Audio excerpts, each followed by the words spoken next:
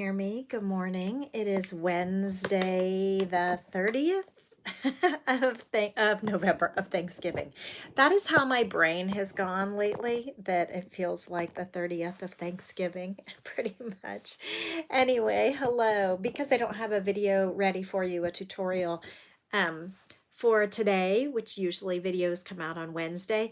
I don't know if you guys have noticed, but I moved the premiere time available.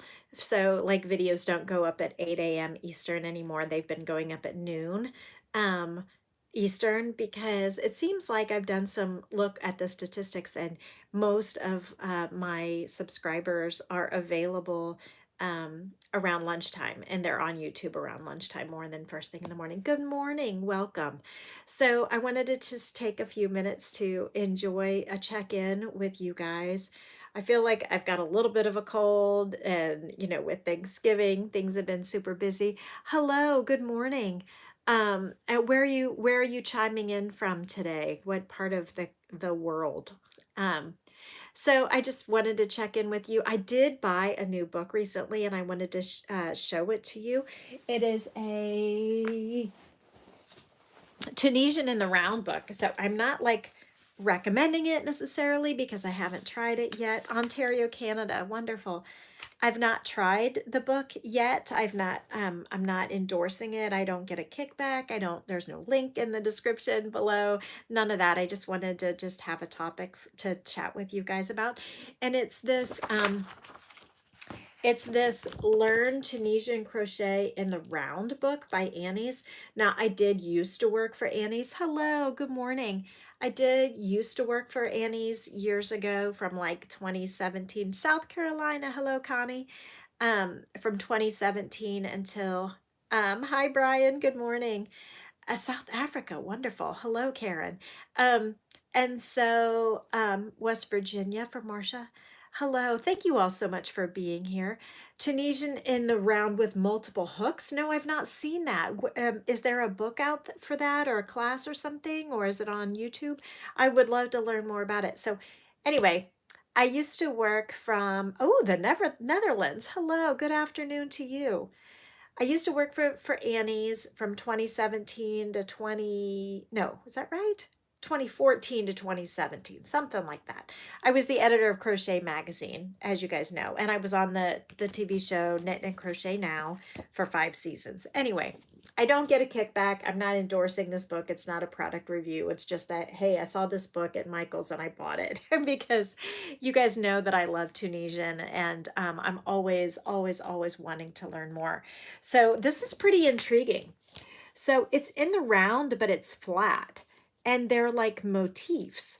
And so I've really never seen this before. It's by Sandy Walker, and I don't know if any of you have this book or if you've given it a try, but I was really kind of intrigued by it. So okay, so it looks like, as I'm just like flipping it here, it says uses 2 connected hooks and 2 balls of yarn, and the work is turned. Okay, so on this little description here, under like the difference between regular Tunisian crochet and Tunisian in the round, that this person, Sandy, uses 2 connected hooks and 2 balls of yarn. The work is turned.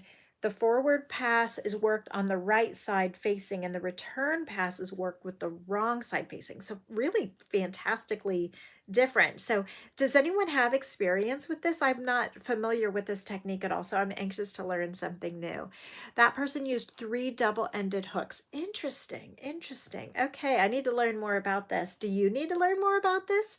Should I dive into this, delve into this, and maybe teach a little bit of it on my YouTube channel? Would that be of interest to you? The pass is completed in stages to finish a round. Interesting. Okay, so that there's a tutorial here before you even get into the patterns, and looks like here's some good detailed photos of how this all works. So really fascinating. So I find that there's a fine line, and maybe you guys will agree, a fine line between crochet that is complicated enough to make it interesting and fun, but not so complicated that you have to think too hard. Please go deep and share this technique. Okay, thank you, little wise owl. I appreciate that. Look how beautiful this is, though. Like, really pretty. So, of course, I'm not going to teach without giving Sandy credit because I obviously clearly didn't originate this style. So, like I said, there seems to be a fine line, and maybe I'm misperceiving it, that crochet patterns need to be complicated enough to be interesting and fun and different, but not so complicated that it requires so much thought that you can't multitask, or it's not relaxing, because you know that I believe that crochet is a relaxing and valuable use of our time, and I don't want to take away that kind of relaxation part of crochet. So anyway, so this looks like, so there's symbol diagrams here, and it looks like this is like one piece of the panel, and then it's repeated 4 times to create a square. So it looks like it's worked in the round, and then there's just one a diagram for just one side, but it's a 4-sided motifs is what appears. So that just, they only need one diagram. You're about to learn cable knitting. Awesome. Awesome. Okay. I just love learning. I do love learning, but I admit that if it's too hard, I don't really want to do it, because the whole point of crochet for me is to enjoy it. And if it's too complicated and it's no longer enjoyable, then I just won't do it. Do you feel the same way? So this looks very much like, almost like brioche knitting, where it's like double layered or something, or you can see the second yarn through kind of the underside of the first. So it looks like it would make a really dense fabric. This one looks like it maybe has a little bit more drape. So, but gosh, look how beautiful that is. But in terms of like tapestry crochet, yeah, really I'm not endorsing it necessarily. I don't know how well it's written, but it certainly is fascinating. But in terms of like tapestry crochet, or a fair isle is usually more than 2 colors per row or round. This looks like it's sections of 2 colors here, 2 colors here, 2 colors here, but not more than 2 colors per round. So it looks like it's a 2 colors per round kind of technique. I'm not seeing any off the top of this glance at the book of where there's more than 2 colors per round. It is fun learning new stitches for sure. Look how gorgeous this is, though. I mean, it's really beautiful. But again, I don't know if it's too complicated to like scare some people off, or if it's like just complicated enough to, it depends, I guess, on how well it is taught. But look at all these diagrams in the back. You're still learning to crochet? Well, I certainly have a lot of beginner crochet, and there's a ton of beginner crochet on YouTube. And that's kind of why I like delving into things that are just a little bit more difficult on YouTube, because I think it kind of speaks to our soul. Once you get past the beginning stuff, you may feel that you want something a little bit more intermediate. But at the same time, if you're very comfortable, I know certain friends of mine and people who like only know 2 stitches and just love the relaxation of not learning something new. They just want to repeat the same shell pattern that they've always done. They do the same thing for everything. They just crank out baby blankets or crank out scarves or whatever, and then that fills their need, and that's awesome. There's nothing wrong with that. So let's see. Learn to create interchangeable Tunisian squares with beautiful graphic designs. Okay, so there's looks like there's sort of 4 patterns, but grandkids here, you finish watching later. Okay, totally, Connie. See you later. So it just looks like there's 4 patterns, and then how you change up the colors. Like this looks like it's just one square, but changing up the colors is what makes the variety, which is so pretty. And this one Yeah, that looks like just one square and the colors are changed. And then this looks like one massive square. But look at these hearts. Aren't those pretty? You're currently working on a Tunisian basket weave scarf with a tweed yarn. Ooh. You agree that you want your time is limited. You want to be able to crochet either quickly or while doing something else. Totally. I can't tell you how many times I have crocheted while reading or while watching videos or TV. And so I do like something um, that is easy enough to just occupy part of my brain and not my whole brain. And some days when I have a little bit of a cold, my mind power is limited, and so I want something kind of more mindless. Or if you're sitting like at a soccer game or crocheting at another event, you want something that's kind of mindless that you can kind of keep working on without thinking about it too much. So anyway, I just saw this and had to buy it because it was new to me. Um, and it is available at Annie's craft store. I'm not getting a kickback. It's not a sponsored thing, although Annie's could sponsor me if they want, but I doubt that will happen. It retails for $14.99 in the US and $17.99 in Canada. And it's available at anniescraftstore.com. I'm not seeing a year on it for the, oh, wait a minute, here it is in the back. Copyright 2021. So it came out last year, and I guess I just didn't see it. So it'll be really interesting because my experience with Annie's, you know that I have my Learn Bruges Lace book and I have my Marvelous Motifs book, both through them, both through Annie's.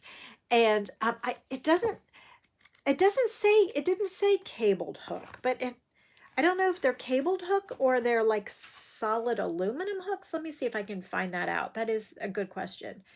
Um, but I found that through Annie's, my Learn Bruges Lace book, I think it didn't sell very well. And so it was disappointing because it was pretty easy. But I mean, in terms of the technique, it was all double crochet and chains and maybe some single and half doubles, depending on if I'm doing circles and stuff, but not super complicated. But I think that people were scared off because it said Bruges lace and people didn't understand that that was it's just a crochet interpretation of complicated Bruges lace, that it really is doable. And I think if we had put crochet in the title, it would have sold better. But Learn Bruges Lace did not sell well, and so they did not want a follow-up book or any more books from me on that. So I was disappointed by that, but it is what it is. So when you like look at a title or something, you kind of have to appeal to the most people, and Learn Bruges Lace did not appeal to the wide variety of crocheters because I think a lot of people didn't understand what it was and didn't have crochet in the title, and people thought it was a lot more complicated when it was really not. And so I think that was like the reason why that didn't you want something a little challenging but not too hard. You've been crocheting since you're 12. So many Afghans, absolutely. So and like Brian said, it's like you have limited time for free time or crafting. And so you want it to be a satisfying project that you finish, that you feel good about, that you had fun with, that turns into a great maybe gift for someone. So you don't want to spend too much time experimenting and then not have anything to show for it. Totally get it. Now then, my next book with Annie's, the Marvelous Motifs. Um, that one did I don't know, maybe a little better. I think a lot of people are turned off by motifs because you have to sew them together or crochet them together. But as long as I'm crocheting, I don't care. I love to crochet motifs together. I would rather crochet motifs together than whip stitch them or sew them. And so it doesn't really bother me. It does bother people with motifs that there's ends to weave in. So maybe that's the reason why that book wasn't like a barn burner, massive seller. It's fine. Like it is what it is. This, while I think this is gorgeous and really intriguing, I think the number of crocheters who would be interested in buying this book is probably a smaller niche because Not everybody does Tunisian. Not everybody does Tunisian in the round. Not everybody does Tunisian that is this complicated. So I doubt that this book is doing well in terms of sales. Probably not doing fantastically well in terms of sales because the market for people who crochet, crochet Tunisian, want something complicated, want something new. And it's blankets, which is a big commitment, you know, except for the purse there. So I think the market for this book is probably smaller. So while this is fantastic and I bought it and I'm excited about it and maybe you are too, I don't anticipate that this book is going to sell super well. And so we may not get any more like this from Annie's at least. And so I hope Sandy breaks even and got paid well, but at the same time, I don't like this might be a one-off. I don't know that this is going to do so fantastically well that we're going to see more of this is my point. So we need to learn this while we can because it may not be something that we get to see a whole lot of. I don't know if Sandy Walker is on YouTube, if she is teaching this herself on YouTube. I'll have to do a little bit of a search. I don't want to step on her toes, but I'm curious to learn it. And while I'm learning it, I might as well share as long as I'm giving her credit, and I'll point you back to her as much as I can. If she has any kind of website or presence, I'll try to find that. If you are Sandy Walker or know Sandy Walker, please let her know that I am talking about her book on my channel, and we'll try to get her input and give her credit for this design. Now it is really gorgeous. I think I like I'm not as excited about the imagery, although you might be really excited about the elephants here and the hearts, but I am more intrigued by the other more geographic. Okay, so there's 5 designs. So there's the cover design plus these 4. I'm not geographic, but geometric. I am more intrigued by the geometric designs, almost Nordic looking, Fair Isle looking designs. And I would probably, for a baby blanket, this makes total sense. These colors are really, really sweet and beautiful. But I can totally see this being really gorgeous in other colors. So I do like this sophisticated color pattern. This is really beautiful. It might be a simple case done well and repeated to create complexity. Well, maybe. I think there's like 4 different designs here, and then the colors are just changed to make the complexity of it. But it certainly is a technique I would like to learn, and I want to see how it feels. Like I want to see how dense this fabric is with this like 2-colored multiple hooks. Okay. Oh, I wanted to see if what kind of hooks. If it was a cabled hook, okay. Okay, it does say cabled. So under tools, stitches, and techniques, page 3, recommended hook sizes with medium worsted weight number 4 yarn, use an L size hook and a K size hook. Interesting. So one size for the forward pass, a different size, a smaller hook for the return pass. For light or DK weight number 3 yarns, use the forward pass with a J, use the return pass with an I hook. Fascinating. Okay, so she says, and I quote, I use 2 different size hooks connected with a cable for all of my Tunisian in the round projects. The larger size for the forward pass and the smaller size for the return pass. This corrects for tension differences on the passes and eliminates the need for 2 hooks of the same size. So if you have an interchangeable hook set, for example, like the Denise set that I often use, like you don't have to have 2 sets because you can use like 1 hook for the return forward pass and then another hook for the return pass, which is smart and convenient and efficient, because who has 2 sets? I mean, most people are lucky to have 1 if you have 1 at all. So I appreciate that consideration. The reverse side of the project is neater looking with tighter looking loops. Okay, good to know. And I'm curious what the back side of these projects look like. So looks like none of the photos show the back. So it'll be really interesting when I do a swatch, like what the back looks like. And I'll be sure to make sure to show you that when I learn it. Cable length, 16 inches or longer for a large project. So I imagine this one is a large project. You need to remember this. Remember the stitch and pattern each time you pick it up. You prefer not to keep referring back to the book. Totally. Yes, I agree. And I think that's a really good point, that when we pick how complex of a project we want, it's more comfortable, more relaxing. The cabled hook will stop many people. Good point. That you want to be able to memorize it easily so that you can be more portable and not have to refer back to the book or instructions too often. I totally agree.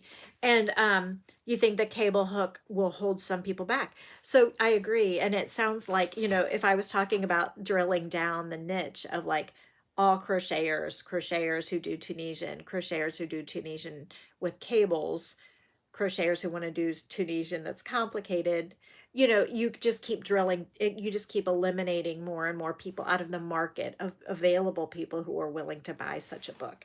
So we may not get another book on this topic, is my point, even though it's a great topic and a great concept and beautiful pictures and beautiful projects. So, Sandy, if your book doesn't sell, it's not your fault. It just is the market. Okay.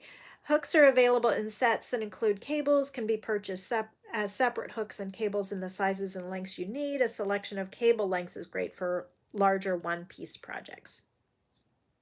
Okay. Excellent. Okay, she says her current favorite hooks are the Clover Takumi bamboo. The hooks are longer and she can comfortably crochet for hours. And then she also uses, for large hook sizes larger than L, she uses the Denise interchangeables. Okay, good to know. So I think we probably need to I need to delve into this a little bit more and see how it goes. And then maybe that'll help you decide if this is something that you want to commit to in terms of learning something that is new and perhaps a stretch for your Tunisian skills. This looks like it could be a stretch for my Tunisian skills, but hey, once I get it, then it won't be a stretch anymore, right? So I think I'm going to look into it.